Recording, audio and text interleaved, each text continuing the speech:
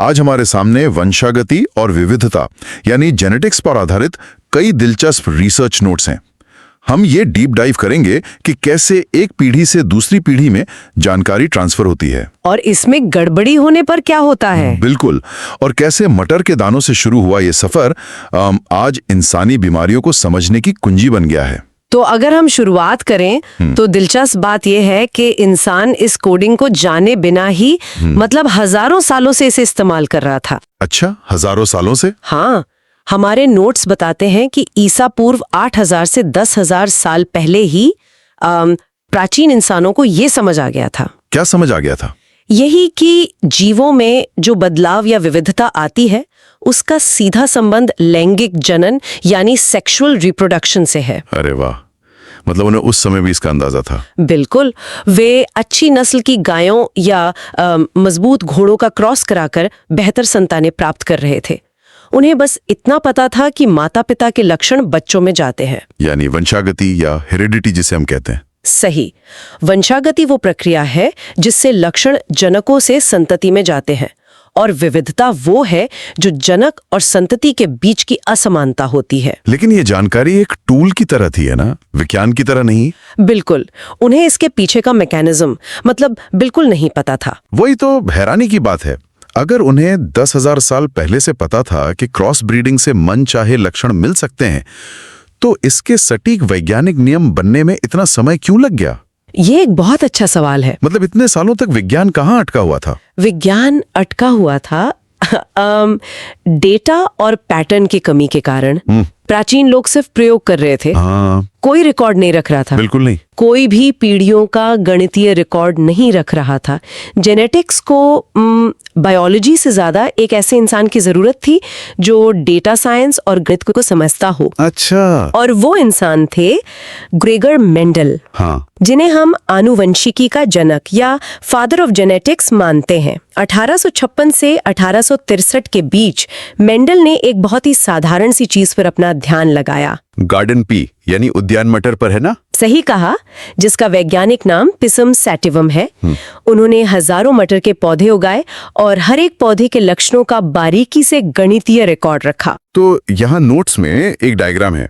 यहाँ चित्र में दिखाया गया है कि मेंडल ने मटर के 7 विपरीत लक्षणों को चुना था। हाँ, वो 7 लक्षण बहुत महत्वपूर्ण हैं। मैंने समझाता हूँ, जैसे तने की ऊंचाई, या तो पौधा लंबा है या बौना, फूल का रंग या तो बैंगनी है या सफेद। बिल्कुल, बाइनरी लक्षण। हाँ, फूल की स्थिति अक्षीय या अंत्य, फली का आकार फूली हुई या सिकड़ी हुई, फली का रंग हरा या पीला। और बीजों के लक्षण भी थे, है ना? जी, बीज का आकार गोल या झुर्रीदार और बीज का रंग पीला या हरा, मतलब कुल 7 लक्षण। तो मटर ही क्यों, ये सवाल अक्सर उठता है। हाँ, क्या कोई खास वजह थी या बस जो बगीचे में मिल गया उसी पर प्रयोग शुरू कर दिया? मटर को चुनना उनकी सबसे बड़ी बुद्धिमानी थी।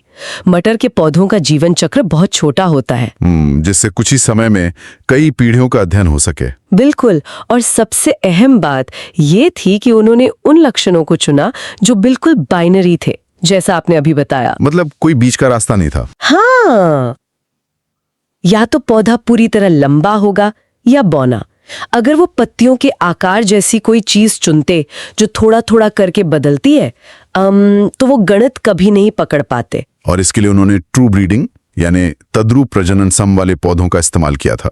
बिल्कुल, ट्रू ब्रीडिंग का मतलब ये है कि अगर एक पौधा कई पीढ़ियों से सिर्फ लंबे पौधे ही पैदा कर रहा है स्वपरागण के बाद, तो उसका आनुवंशिक कोड पूरी तरह से शुद्ध है। एकदम सही समझे आप। उन्होंने इन्हीं शुद्ध पौधों को लेकर आपस में क्रॉस करवाया। इसे हम एक जीन की वंशागति या मोनोहाइब्रिड क्रॉस कहते हैं। तो जब उन्होंने एक शुद्ध लंबे यानी कैपिटल टी टीटी और शुद्ध बोने यानी स्मॉल टी टीटी पौधे का क्रॉस करवाया, तो क्या हुआ? लॉजिक के हिसाब से तो या पौधे बीच की ऊंचाई के होने चाहिए थे या आधे लंबे और आधे बौने। हाँ, मिक्स होना चाहिए था। लेकिन पहली पीढ़ी में, जिसे हम F1 पीढ़ी कहते हैं, सारे के सारे पौधे लंबे निकले। उनका genotype capital T small T. अरे, बौनेपन का कोई नामो निशान नहीं था? बिल्कुल नहीं, जैसे वो लक्षण किसी ने डिलीट कर दिया हो। यहीं से मतलब प्रभाविता का नियम या लॉ ऑफ डोमिनेंस निकल कर आता है। सही कहा। इस नियम के अनुसार हर लक्षण के लिए अंदर दो कारक होते हैं। जब दोनों मिले तो एक कारक दूसरे पर हावी हो गया। जो खुद को एक्सप्रेस कर पाया, जैसे लंबापन, हाँ। वो प्रभावी हो गया। और जो छिप गया वो अप्रभावी या रिसेसिव हो गया। अब मेंडल ने अगला कदम उठाया। हाँ। उन्होंने उन F1 पीढ़ी के लंबे पौधों को आपस में क्रॉस होने दिया, जिनमें बौनेपन का छुपा हुआ फैक्टर मौजूद था। हाँ, और यही वो जादू हुआ जिसने जेनेटिक्स की नींव रखी। दूसरी पीढ़ी यानी F2 में बौनापन वापस आ गया। रुको, सच में वापस आ गया? बिल्कुल। जब उन्होंने पौधों की गिनती की तो पाया कि हर 3 लंबे पौधों के साथ एक बौना पौधा था। तो ये फिनोटाइपिक अनुपात 3.1 का रहा। हाँ, 3 लंबे और 1 बौना। और इसका जीनोटाइपिक अनुपात था 1:1, यानी 1 शुद्ध लंबा, 2 हाइब्रिड लंबे और 1 शुद्ध बौना नहीं होते। मैं बस छुपे रहते हैं। तो ये बात तो सिर्फ एक लक्षण यानी ऊंचाई की हो गई। हाँ, लेकिन मेंडल यहाँ रुके नहीं। उन्होंने 2 जीनों की वंशागति या डायहाइब्रिड क्रॉस का अध्ययन किया। मतलब एक साथ 2 लक्षणों को देखा, जैसे बीज का आकार और रंग, मान लीजिए गोल पीले बीज और झुर्रीदार हरे बीज। बिल्कुल। और यहाँ मुझे मेरी फेवरेट एनालॉजी याद आती है, लेगो ब्लॉक्स। लेगो ब्लॉक्स? वो कैसे? मतलब अगर आपके पास एक पीला चौकोर लेगो ब्लॉक है और एक हरा गोल ब्लॉक है, जब आप इन्हें मिलाते हैं तो ये पिघलकर कोई नया रंग या आकार नहीं बन जाते। हाँ, वो अपनी पहचान बनाए रखते हैं। बिल्कुल। अगली पीढ़ी में जाने पर ये ब्लॉक्स टूटकर किसी भी नए संयोजन में जुड़ सकते हैं। पीला रंग झुर्रीदार आकार के साथ जा सकता है ना? एकदम सही। और हरा रंग गोल आकार के साथ। मेंडल का स्वतंत्र अपव्यूहन का नियम या लॉ ऑफ इंडिपेंडेंट असॉर्टमेंट यही कहता है। तो इसका मतलब एक जोड़ी का लक्षण दूसरी जोड़ी से पूरी तरह स्वतंत्र रहता है। हाँ, जब मेंडल ने F2 पीढ़ी के बीजों को गिना तो उन्हें 9:3:3:1 का अनुपात मिला। 9:3:3:1? इसमें तो कई नए कॉम्बिनेशन बन गए होंगे। बिल्कुल। कुछ बीज बिल्कुल नए संयोजन वाले थे, जैसे गोल हरे या झुर्रीदार पीले। ये नए संयोजन ही सबूत थे कि लक्षण अगली पीढ़ी में जाते समय एक दूसरे से आजाद होकर बढ़ते हैं। रुको, यहाँ एक बात खटक रही है। क्या हुआ? आप इस पूरी प्रक्रिया को ऐसे बता रहे हैं जैसे नेचर एक परफेक्ट फैक्ट्री है। लेगो ब्लॉक्स कभी पिघलते नहीं। क्या प्रकृति हमेशा मेंडल के नियमों का पालन करती है? नहीं, प्रकृति विज्ञान के कड़े नियमों को चुनौती देना बहुत पसंद करती है। इसके कुछ अपवाद भी हैं। मतलब ये ब्लॉक्स कभी-कभी पिघल भी जाते हैं। आप ऐसा कह सकते हैं। मेंडल का नियम था कि एक लक्षण हमेशा प्रभावी होगा, लेकिन अपूर्ण प्रभाविता या इनकम्प्लीट डोमिनेंस में ऐसा नहीं होता। इसका कोई उदाहरण? स्नैपड्रैगन नाम के एक पौधे का फूल। अगर आप लाल यानी कैपिटल R और सफेद यानी स्मॉल r फूल का क्रॉस कराएं तो F1 पीढ़ी में लाल रंग प्रभावी होना चाहिए, है ना? नियम के हिसाब से तो हाँ, लेकिन F1 पीढ़ी में कोई भी लाल या सफेद फूल नहीं आता। सारे फूल गुलाबी रंग के होते हैं। अरे वाह, मतलब लाल रंग सफेद रंग को पूरी तरह से दबा नहीं पाता। बिल्कुल। और यहाँ अनुपात 1:1 हो जाता है। यहाँ लेगो ब्लॉक्स वाली बात लागू नहीं होती। यहाँ ये पेंट के 2 रंगों को मिलाने जैसा हो जाता है। और एक और अपवाद हमारे ब्लड ग्रुप में भी है, सह प्रभाविता या कोडोमिनेंस। हाँ, मानव ABO रक्त समूह इसका बेहतरीन उदाहरण है। हमारे ब्लड ग्रुप सिस्टम में A और B 2 जीन होते हैं। अगर किसी व्यक्ति में दोनों आ जाएं, तो कोई भी एक दूसरे के सामने झुकने को तैयार नहीं होता। सही कहा। दोनों जीन, जिन्हें हम IA और IB कहते हैं, पूरी तरह प्रभावी हैं। और नतीजा होता है AB ब्लड ग्रुप। और इसी ब्लड ग्रुप सिस्टम से एक और जटिलता सामने आती है, बहुविकल्पी या मल्टीपल एलील्स। मतलब मेंडल की दुनिया में तो हर लक्षण के सिर्फ 2 ही विकल्प थे। हाँ, लेकिन इंसानी आबादी में ब्लड ग्रुप को कंट्रोल करने के लिए 3 विकल्प होते हैं, IA, IB और स्मॉल I। जाहिर है एक इंसान के अंदर एक बार में कोई 2 ही हो सकते हैं। बिल्कुल। तो अब मेंडल का काम सच में जीनियस था। उन्होंने बिना माइक्रोस्कोप के सिर्फ पौधों की गिनती करके नियम खोज लिए। लेकिन उनकी एक कमजोरी ये थी कि वो ये नहीं दिखा सके कि ये कारक या जीन असल में शरीर में कहाँ बैठे हैं। हवा में तो नहीं तैर रहे होंगे। वही तो। ये गुत्थी कैसे सुलझी कि जीन का भौतिक वजूद क्या है? इसके लिए 20वीं सदी के माइक्रोस्कोप्स का इंतजार करना पड़ा। फिर आए सटन और बोवेरी। वॉल्टर सटन और थियोडोर बोवेरी। इन्होंने क्या खोजा? इन्होंने वंशागति का क्रोमोसोम सिद्धांत पेश किया। जब इन्होंने कोशिका विभाजन देखा तो पाया कि क्रोमोसोम का व्यवहार बिल्कुल मेंडल के जीनों जैसा था। मतलब क्रोमोसोम भी जोड़ों में पाए जाते हैं और जीन भी? बिल्कुल। और जब युग्मक यानी गैमीट बनते हैं तो क्रोमोसोम का जोड़ा अलग हो जाता है। ठीक वैसे ही जैसे मेंडल ने अपने नियमों में बताया था।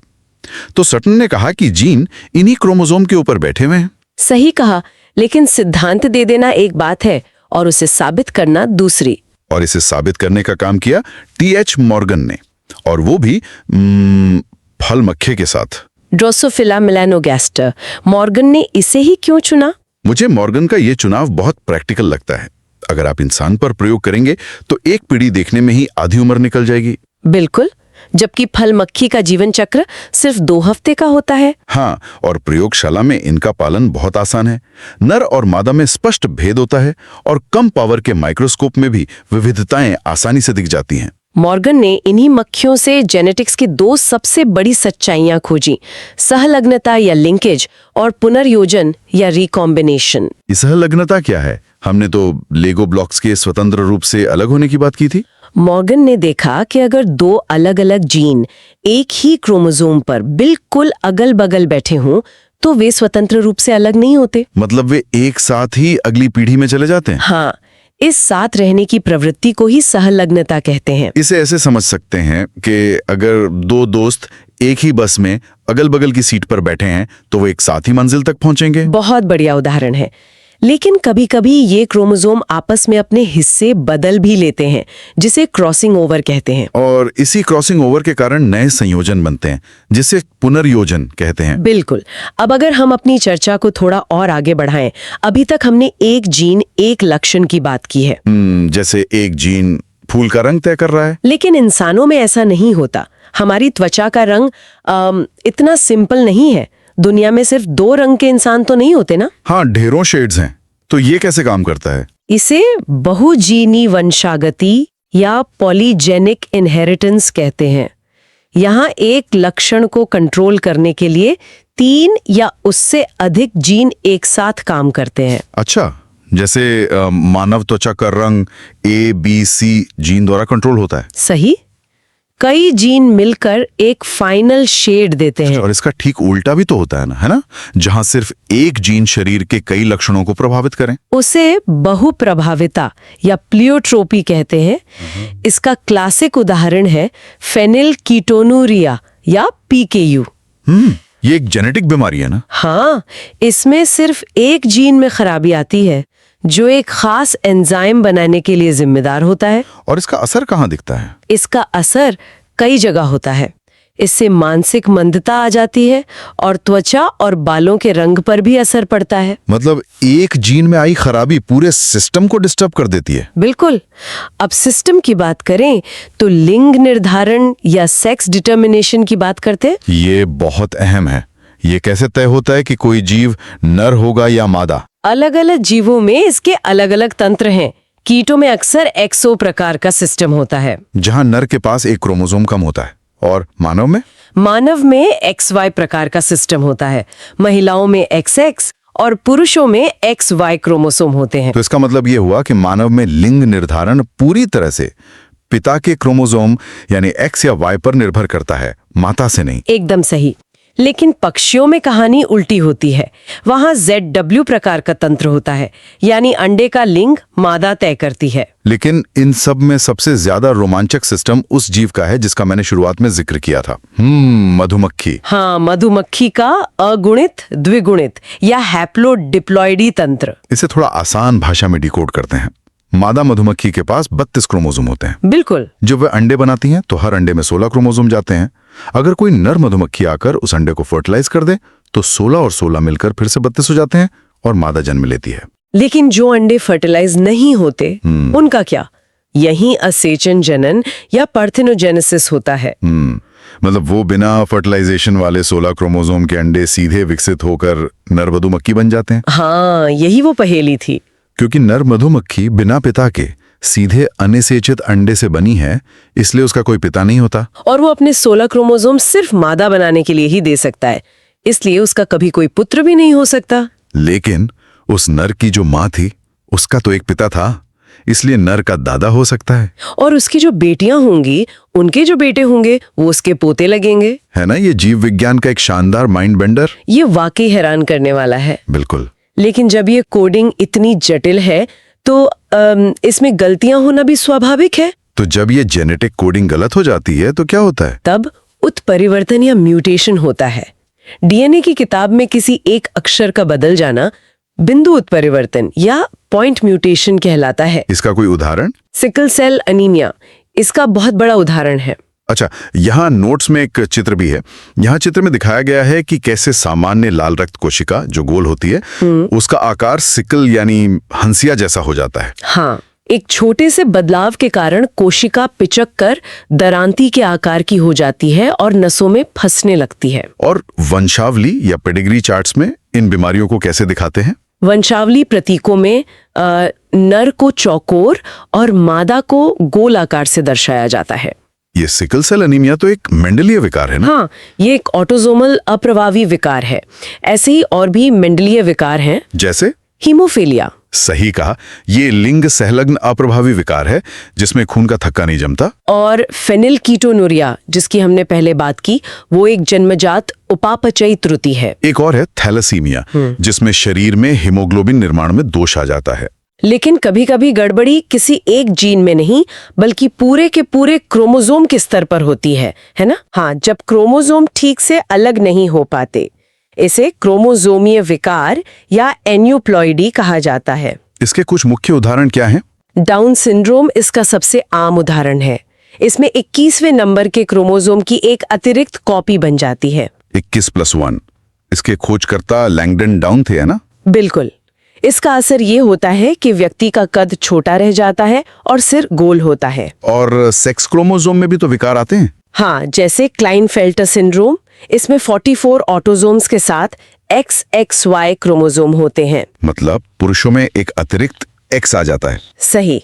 ऐसे नर बांझ होते हैं और उनमें मादा जैसे लक्षण विकसित हो जाते हैं। और टर्नर सिंड्रोम में 44 ऑटोसोम्स के साथ सिर्फ एक X क्रोमोसोम रह जाता है, यानी XO। तो ये मादाएं बांझ होती हैं और इनका अंडाशय अल्प विकसित रह जाता है। जी बिल्कुल। आज की ये चर्चा सच में बहुत ही गहरी रही।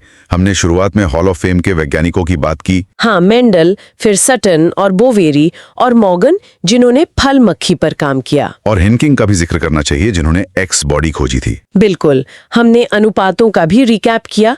3.1, 9.3.3.1 और 1.2.1। आज हमने देखा कि कैसे जीन और क्रोमोसोम हमारे अस्तित्व की हर छोटी बड़ी चीज तय करते हैं।